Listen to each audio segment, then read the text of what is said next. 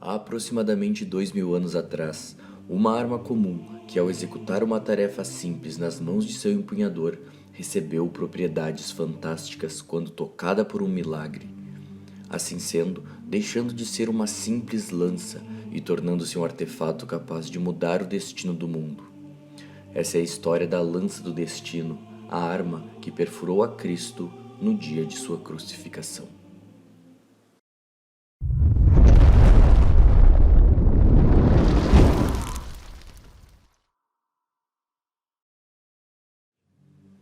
A lança do destino, também chamada de lança sagrada ou lança de Longino, segundo a tradição católica, foi a arma usada pelo centurião romano denominado Longino para perfurar o tórax de Jesus Cristo durante a crucificação.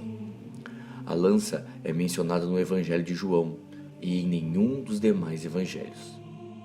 O Evangelho declara que os romanos pretendiam quebrar as pernas de Jesus, uma prática conhecida como crurifrágico, do latim crurifragium, onde, no ato da crucificação, colocava-se um pequeno apoio para os pés, chamado de sedile, significando assento. O crucificado, em sua angústia, apoiava-se de vez em quando no sedile. O sangue subia de novo à parte superior do corpo e o princípio do seu desfalecimento então desaparecia. Quando se queria acabar com o sofrimento do crucificado de uma vez, recorria-se ao crurifragium, quebrava-lhe os joelhos a golpes de bastão. Então, não podendo mais apoiar-se nos pés, eles morriam rapidamente devido à insuficiência cardíaca. Jesus foi poupado ao crurifragium, pois antes de receber tal prática já havia falecido. Neste momento, então, para certificar-se sua morte, foi perfurado seu flanco pelo legionário romano, e de acordo com o Evangelho de João. Contudo, um dos soldados lhe furou o lado com uma lança, e logo saiu sangue e água. É considerado que esses líquidos que saíram de Cristo representam para o sangue sua humanidade e para a água sua divindade. Conta-se que o legionário Longino, ao transpassar sua lança, recebeu este sangue e água em seus olhos, curando-o de uma infecção que o estava quase deixando cego. Assim então, ao receber o líquido em seu rosto, passou a ver novamente, não apenas no sentido físico, mas também no sentido espiritual, reconhecendo então que de fato Jesus era o Filho enviado de Deus naquele momento, e então se converteu. Longino é identificado como aquele que diante da morte de Jesus exclamou: "Este homem era realmente o Filho de Deus." Após sua conversão, sofreu martírio em nome de sua fé, pois abandonou o exército romano e transformou-se em um monge que percorreu Cesareia e a Capadócia, a atual Turquia. Foi preso e torturado devido à sua fé cristã, tendo seus dentes sido arrancados e sua língua cortada. Longino posteriormente foi declarado como santo, São Longino, e aqui no Brasil ficou popularmente conhecido como São Longuinho. Com o passar do tempo, a lança desapareceu, e então começaram a surgir histórias sobre o que tal arma era capaz de fazer. Acreditava-se que seu possuidor teria poderes inimagináveis, capazes de alterar o destino do mundo inteiro. Entretanto, também carregava uma maldição.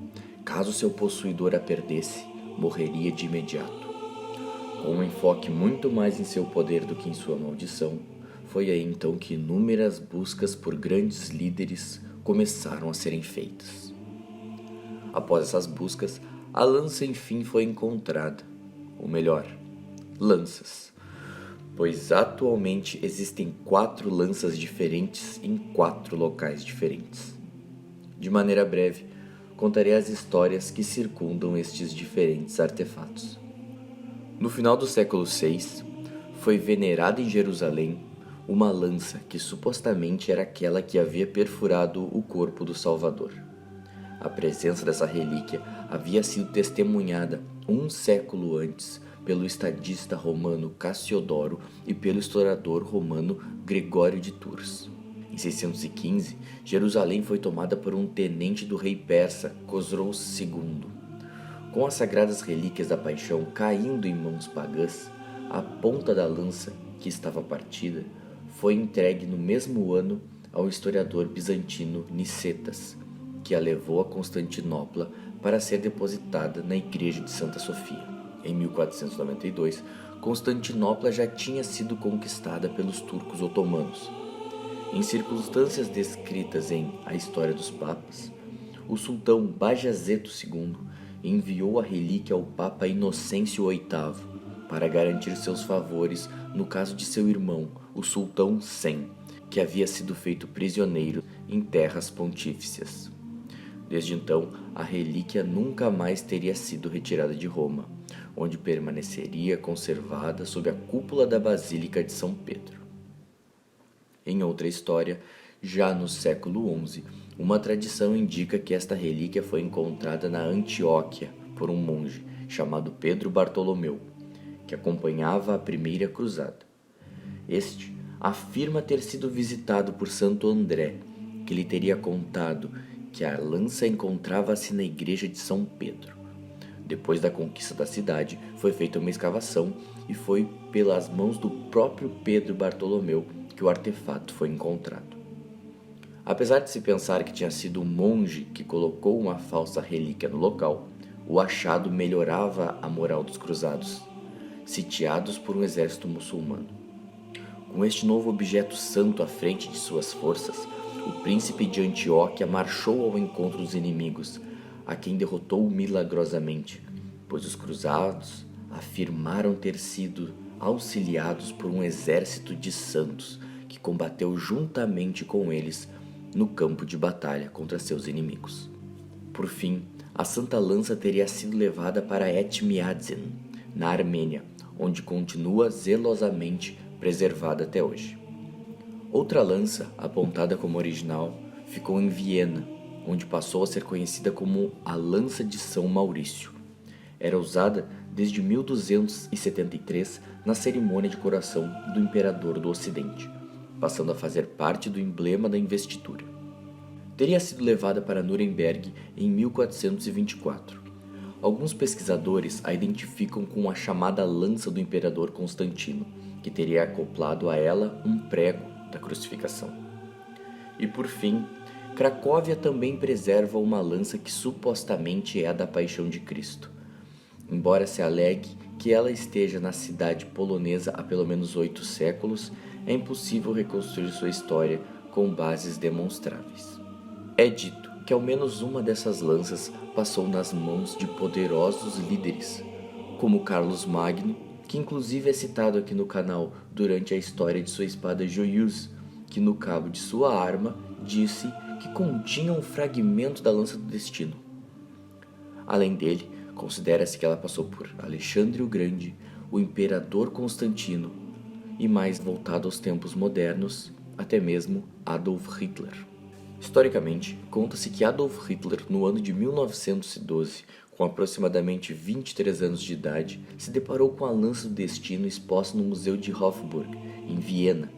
Sentindo-se altamente atraído pelo objeto, o contemplou por vários minutos e, inclusive, fez afirmações em tal visita que se sentiu como se a lança já havia pertencido a ele em séculos passados e que era possível sentir o poder de ter o destino do mundo em suas mãos.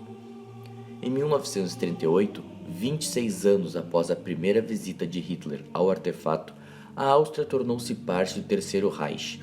Nesse momento, o ditador nazista, junto a seu companheiro Heinrich Himmler, dirigiram-se até o museu de imediato para contemplar a conquista do artefato para o Terceiro Reich.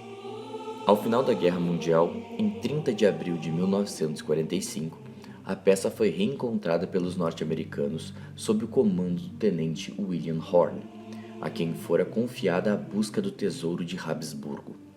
Enquanto Horne tomava posse da lança em nome do governo dos Estados Unidos, Adolf Hitler, naquela mesma tarde, a centenas de quilômetros, tirava sua própria vida em um bunker de Berlim. Em 7 de janeiro de 1946, o general Patton devolveu a dita lança do destino à Áustria, onde o objeto permanece exposto em Schatzkammer, em uma das coleções do Palácio Imperial de Hofburg. Conspirações à parte, é dito que os norte-americanos devolveram uma réplica da verdadeira lança do destino à Áustria, mantendo para si a original, o que de certa forma explicaria a transformação do país em uma potência global no cenário pós-Segunda Guerra. A Santa Lança, Lança do Destino ou Lança de Longino, seria então capaz de realmente transformar o destino do mundo a favor do seu empunhador? Será que a ascensão nazista e posteriormente a ascensão norte-americana se deu devido a terem tal lança em sua posse? O que vocês acham? Seria possível? Quanto a esse e outros mistérios, talvez nunca saibamos de sua real verdade, porém, ainda somos livres para especular quanto à sua veracidade. Agradeço a todos que assistiram e espero que tenham gostado. Aguardo então vocês no nosso próximo vídeo. Até a próxima!